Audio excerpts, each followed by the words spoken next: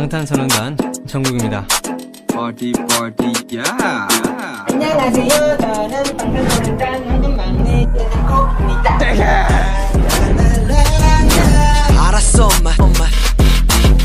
Hey yo ladies and gentlemen, I need you girl.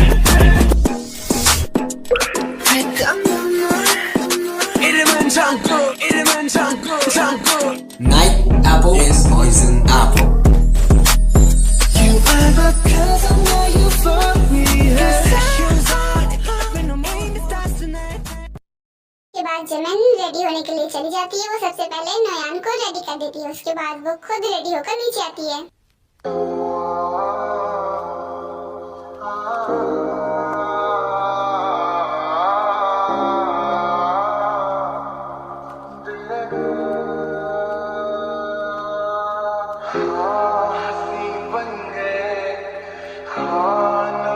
अब लग रही हो ना मिसेस जॉन।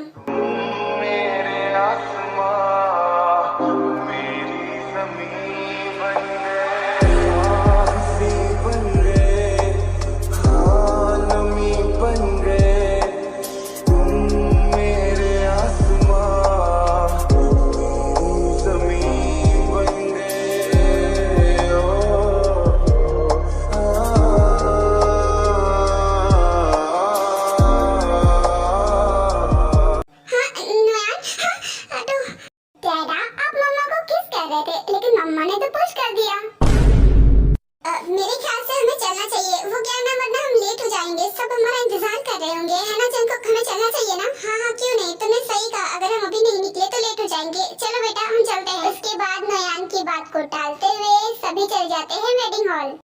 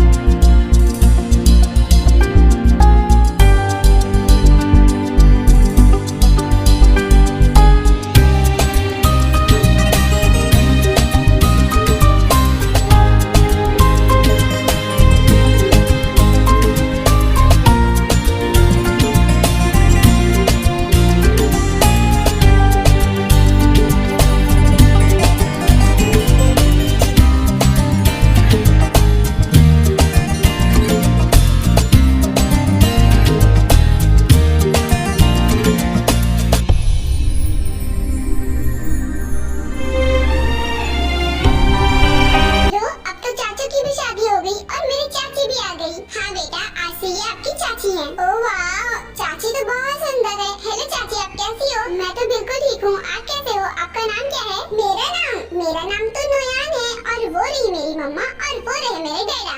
ओह तो ऐसी बात है। वैसे सच कहूँ तो आपका नाम बहुत प्यारा है। थैंक यू चाची। चाची अब से आप हम सबके साथ में रहेंगी। मैं तो बहुत खुश हूँ। मैं आपके साथ भी खेलूंगा। अभी मम्मा के साथ खेलता था, अब आपके साथ भी खेलूंगा। चाची क्या आप भी मेरे साथ ऐसे खेलेंगी जैसे मम्मा मेरे साथ खेलती है? हाँ क्यों नहीं बेटा, मुझे तो बच्चों के साथ खेलना बहुत अच्छा लगता है। अब मैं तुम्हारे साथ खेलूंगी। कांग्रेचुलेशन शुगा तेरे न्यू लाइफ के लिए। थैंक यू सो मच भाई। और तुम्हें भी कांग्रेचुलेशन। वैसे मैं तुम्हारा नाम नहीं जानती, क्या तुम मुझे अपना नाम बता सकती हो? मेरा नाम ताय है और आपका? मेरा नाम जिमिन है और तुमसे मिलकर मुझे बहुत अच्छा लगा। वैसे एक बात पूछूं, सच सच बताना, ये फोर्स मैरिज थी ना? यही सोच रही हो ना कि मुझे इस बारे में कैसे पता भला?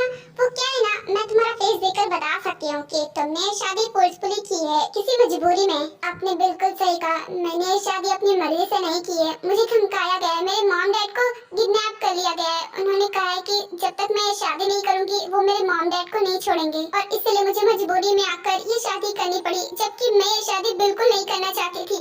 मैं इनसे नफरत करती करती हूँ, मैं इन्हें बिल्कुल भी पसंद नहीं करती हूँ, लेकिन क्या करूँ, मेरे मॉम डैड की जान से ज्यादा इम्पोर्टेंट मेरे लिए कुछ भी नहीं है। तुमने बिल्कुल सही कहा, मॉम डैड हमारे लिए बहुत ज्यादा इम्पोर्टेंट होते हैं। हम उनके लिए कुछ भी कर सकते हैं, चाहे वो सगे हो या फिर सौतेले। एंड तुम शांत हो जाओ, डोंट वरी, मैं हूँ तुम्हारे साथ, तुम अकेले नहीं हो। जानती हूँ। थैंक यू सो मच मेरा साथ देने के लिए। वैसे आप तो बहुत लकी हो ना, बिकॉज आपकी पसंद से आपकी शादी हुई है और आप अपनी लाइफ में खुश भी हो। काश ऐसा होता, लेकिन मेरी किस्मत ही खराब है। तुम्हें नहीं पता मेरे साथ क्या क्या हुआ है। एंड तुम्हें पता है मेरी भी शादी फोर्सफुली हुई है, जैसे कि तुम्हारी हुई है। तुम्हें नहीं पता मेरे डैड स्टेप फादर हैं और उन्होंने इनके हाथों मुझे बेच दिया, जबकि मैं अपने डैड से इतना ज्यादा प्यार करती हूँ कि मैं तुम्हें बता नहीं सकती। उनकी जान की सलामती के लिए मैंने इनसे शादी की है, बिकॉज इन्होंने धमकी दिया था कि अगर मैं इनसे शादी नहीं करूंगी तो वो मेरे डैड को मार देंगे। इसका मतलब कि आपके साथ भी कुछ ठीक नहीं हुआ, आपके साथ भी मेरा ही वाला हाल है। वैसे मुझे कभी नहीं लगा था कि मेरी शादी एक माफिया से हो जाएगी। मेरी सिर्फ एक गलती की वजह से मेरी पूरी लाइफ खराब हो गई। अगर मैं उस दिन इन दोनों को मर्डर करते हुए नहीं देखती ना, तो शायद आज मैं यहाँ पर नहीं होती। क्या क्या बोल रही हो तुम? माफिया? इसका मतलब ये दोनों माफिया है? ये बात मुझे नहीं पता थी। मुझे तो ये लगता था कि ये दोनों एक पावरफुल बिजनेसमैन है। ये पावरफुल बिजनेसमैन भी है, लेकिन दुनिया की नजर में, लेकिन अंडरग्राउंड में ये दोनों एक माफिया भी हैं। और ये बात मुझे पहले ही से पता थी, लेकिन आपको कैसे नहीं पता? आप इनके साथ इतने सालों से रह रही हैं, इवन आपका बेटा भी है, और आपको ये तक नहीं पता कि आपका हस्बैंड माफिया है। नहीं, तुम्हें गलतफहमी हुई है। मेरी शादी को तो अभी मुश्किल से 1 वीक भी नहीं हुआ है। क्या मतलब? मैं कुछ समझी नहीं। अगर आपकी शादी को अभी 1 वीक नहीं हुआ है, तो फिर वो बेटा आपका कैसे हुआ? मुझे कुछ समझ में नहीं आ रहा। वो दरअसल बात ये है कि वो मेरा बायोलॉजिकल सन नहीं है, वो एक्चुअली जंगकुक ने उसे गोद लिया था, तो इस नाते वो मेरा भी तो बेटा हुआ ना। इस वजह से वो मुझे मॉम कहता है और जंगकुक को डैड कहता है। ओह, तो ऐसी बात है। अब मैं समझ गई कि बात क्या है। मुझे लगा था कि वो आप ही का बेटा है। मेरा बेटा नहीं है, लेकिन मैं उसे अपने बेटे से कम भी प्यार नहीं करती हूँ, क्योंकि मुझे बच्चे बहुत पसंद है और उस घर में अकेले रहने से अच्छा है कि मेरे साथ एक बेबी हो। जब से नयान आया है तब से मैं खुश तो हूँ, वरना उस घर में अकेले बंद रहना बहुत मुश्किल का काम है। वैसे अब तुम भी आ गई हो, तो मैं बोल भी नहीं होंगी और तुम भी बोल नहीं होगे, और हमारी लाइफ आसान हो जाएगी। जब आपकी ये फोर्स मैरिज थी, आप उन्हें बिल्कुल भी पसंद नहीं करते थे और किसी और का पसंद करते थे, तो क्या आपने एक बार भी घर से भागने का ट्राई नहीं किया? मैं जानती हूँ कि तुम ऐसा क्यों पूछ रही हो, बिकॉज शायद तुम भी उस घर से भागना चाहती हो, लेकिन तुम्हें नहीं पता उस घर से भागना ना बेवकूफी है, क्योंकि अगर तुम भाग जाओगी ना तो 100% चांस है कि वो तुम्हें पकड़ लेंगे। मैंने खुद भी ट्राई किया था, बिकॉज मुझे इसके साथ नहीं रहना था, लेकिन मैं पकड़ गई थी। दोबारा से मैंने भागने का ट्राई नहीं किया, क्योंकि उसने मुझे धमकी दी थी कि अगर मैंने दोबारा भागने की कोशिश की तो वो मेरे डैड को मार देगा, और मेरे डैड अभी भी उसके अंडर में है। इस वजह से मैं नहीं भाग रही हूँ। इसने बिल्कुल सही कहा, भागना तो एक बेवकूफी होगी। अगर मैं यहाँ से निकल गई तो मेरे मॉम डैड को वो मार देगा, और मैं ऐसा बिल्कुल नहीं चाहती। आपने बिल्कुल सही कहा, भागना बेवकूफी होगी और मैं ऐसा कभी ट्राई नहीं करूँगी। सॉरी आर्मी, ये वीडियो इतना लेट देने के लिए, और 2 दिन तक मैं कोई वीडियो इसलिए नहीं अपलोड कर पा रही थी, बिकॉज 2 दिन के लिए मैं किसी काम से बाहर गई हुई थी, और जब मैं घर पर थी नहीं तो वीडियो कैसे बनाती। और हाँ, ये बात मैंने आपको नहीं बताई थी, बिकॉज मुझे टाइम नहीं मिला था, और मैंने सोचा क्या मैं 2 दिन के लिए आपको बता दूं, इस वजह से मैंने सोचा मैं नहीं बताती हूँ। आई am really sorry. I know कि आप मुझ पर गुस्सा कर रहे होंगे, और हाँ, बहुत लोग पूछते हैं कि मैं जैकब की स्टोरीज इतना लेट में क्यों देती हूँ, तो शायद आप लोगों ने मेरा कम्युनिटी पोस्ट नहीं पढ़ा होगा कि मैं किस वजह से नहीं देती हूँ। मेरी कुछ मजबूरी है, और अगर मैं वैसा ना करूँ तो मेरा मेहनत और टाइम दोनों वेस्ट होगा। और हाँ, जस्ट फॉर लव में ठीक ठाक व्यूज आते थे, तो इस वजह से मैं उसे रेगुलर दे रही थी, लेकिन इसमें कुछ खास व्यूज नहीं आते, और 1 मंथ में सिर्फ 30 डेज होते हैं या फिर 31 डेज होते हैं, और इन्हीं दिनों में मुझे $100 कंप्लीट करना होता है, और मेरा होता नहीं है, और जब होता नहीं है तो फिर पेमेंट नहीं आती है, और यहाँ पर मुसीबत हो जाती है। इस वजह से मुझे ऐसा करना पड़ रहा है। और आपको तो पता ही होगा कि व्यूज से ही डॉलर बढ़ते हैं, और जब मैं स्टोन हार्ट का पार्ट देती हूँ तो मुश्किल से $1 बनता है, जिसमें मेरा कुछ भी नहीं होता है, और मैं अपनी स्टडी का खर्चा भी यूट्यूब के पेमेंट से करती हूँ, और इसीलिए मुझे ये सब करना पड़ता है। आई एम रियली सॉरी अगर आपको बुरा लग रहा है, पर मैं ऐसा ही करूँगी, बिकॉज ये मेरी मजबूरी है। और हाँ, मैं आपको एक और बात बताना चाहती हूँ कि आगे से शायद मैं कोई जीको की स्टोरी ना लाऊं। आई मीन टू से, जब ये स्टोन हार्ट खत्म हो जाएगा तब मैं कोई भी जीको की स्टोरी नहीं निकालूंगी।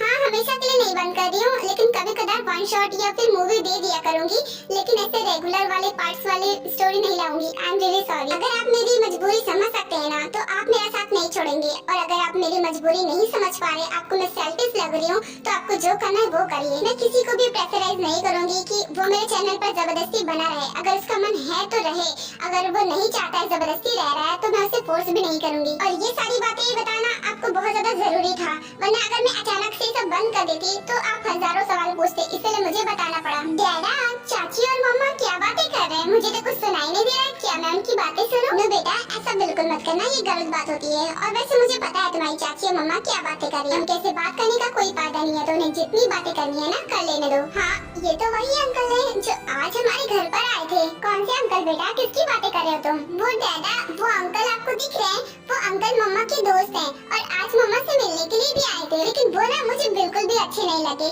क्योंकि उन्होंने आज मम्मा को हक भी कर लिया था। मुझे बिल्कुल भी अच्छा नहीं लगता जब मेरे और आपके अलावा मम्मा को कोई और हक करता है। क्या तुम बेटा सच बोल रहे हो? तुम 100% श्योर हो कि इस आदमी ने मेरी वाइफ को, I mean तुम्हारी मम्मा को हक किया था? यस डैडा, मुझे अच्छी तरीके से याद है, बिकॉज ये आज ही तो मिलने आए थे। इतनी जल्दी मैं थोड़ी ना भूल जाऊंगा। और अगर आपको मेरी बातों पर यकीन नहीं है तो आप मम्मा से पूछ लेना या फिर इन अंकल से पूछ लीजिए, ये आपको बता देंगे। बच्चे झूठ नहीं बोलते और मुझे पूरा यकीन है कि ये सच बोल रहे हैं। और अगर ये सच बोल रहे हैं ना, तो तुम तो गई जिमिन। जब मैं तुम्हें टच करता हूँ तब तुम्हें बिल्कुल भी अच्छा नहीं लगता है और यहाँ दूसरों के गले मिले जा रही हो। इनफैक्ट मुझे नहीं लगता कि ये सिर्फ तुम्हारा दोस्त होगा। मुझे तुमसे पूछना ही पड़ेगा, तभी तो ना हम इसे जानते हैं और ना पहचानते हैं, और हमने इसे इनवाइट भी नहीं किया, फिर भी ये इस शादी में आया। इसका साफ साफ मतलब यही है कि ये तुमसे मिलने के लिए आया है।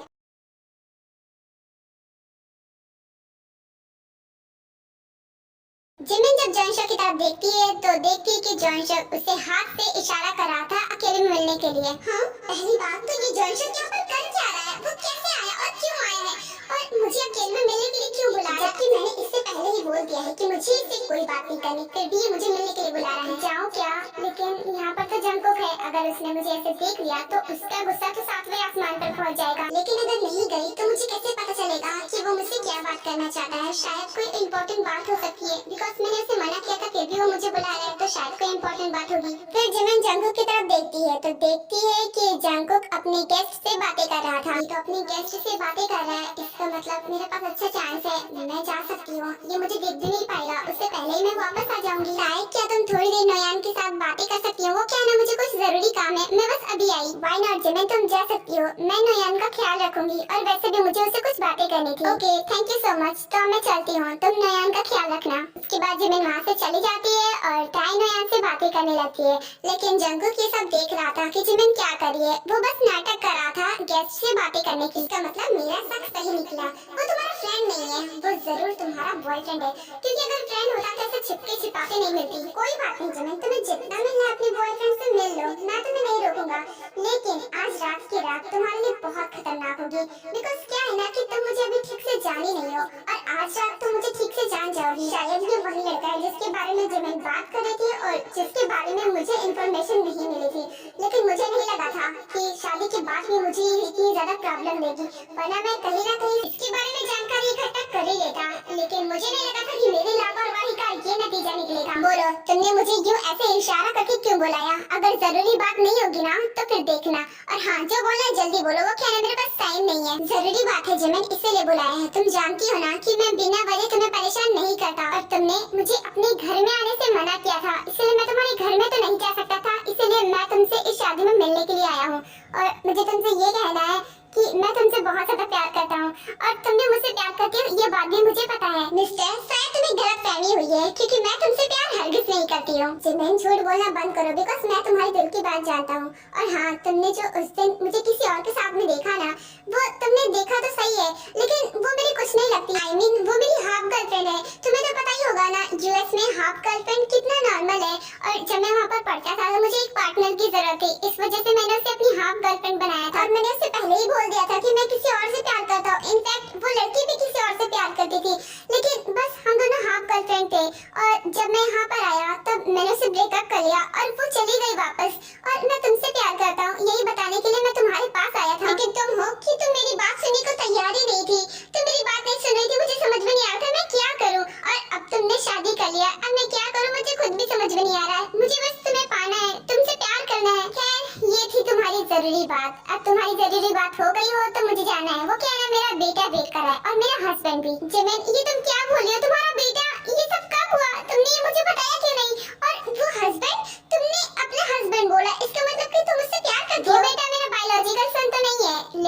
बायोलॉजिकल सन से भी कम नहीं है। मैं उसे बहुत ज्यादा प्यार करती हूँ क्योंकि जंगकुक ने उसे गोद दिया था और अब वो जंगकुक का बेटा है, तो इस नाते वो मेरा भी बेटा है। और रही बात जंगकुक की ना, तो वो तुमसे लाख गुना बेहतर है। कम से कम वो सिर्फ मुझसे तो प्यार करता है, मेरे लिए पागल है। उसने कुछ भी किया हो सिर्फ और सिर्फ मुझे पाने के लिए किया ना, तुम्हारी तरह तो नहीं है जो हर वक्त हर तरफ मुंह मारता फिरे। ओह, तो अब वो मिस्टर जॉन मुझसे ज्यादा इम्पोर्टेंट हो गया तुम्हारे लिए। तुम तो मुझसे प्यार करती थी, लेकिन अब क्या हो गया? अब तो मुझ पर मरने लगी। मैं मरूं या फिर जीऊं, इससे तुम्हें कोई फर्क नहीं पड़ना चाहिए। और हाँ, मैं उससे प्यार नहीं करती, लेकिन मैं उसकी वाइफ हूँ, इस नाते मैं उससे अटैच हूँ। भले ही उसने मुझे फोर्स मैरिज की है, लेकिन शादी को वो बहुत अच्छे से निभा रहा है।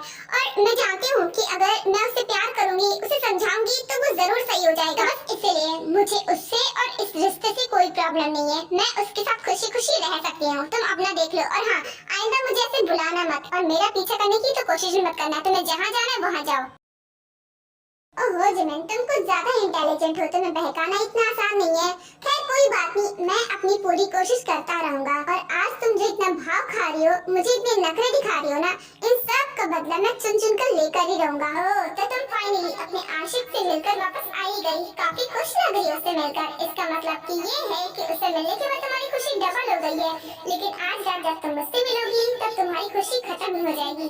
उसके बाद ऐसे ही पार्टी चलती है और पार्टी खत्म हो जाती है और सभी अपने अपने घर चले जाते हैं। मम्मा, मैं ना बहुत ज्यादा थक गया हूँ, तो मैं जा रहा हूँ सोने। ओके, गुड नाइट बेटा। आप जाओ, जाकर सो जाओ, हम सुबह मिलेंगे। उसके बाद नोयान अपने रूम में सोने के लिए चला आता है और जमिन अपनी ड्रेस चेंज करने लगती है।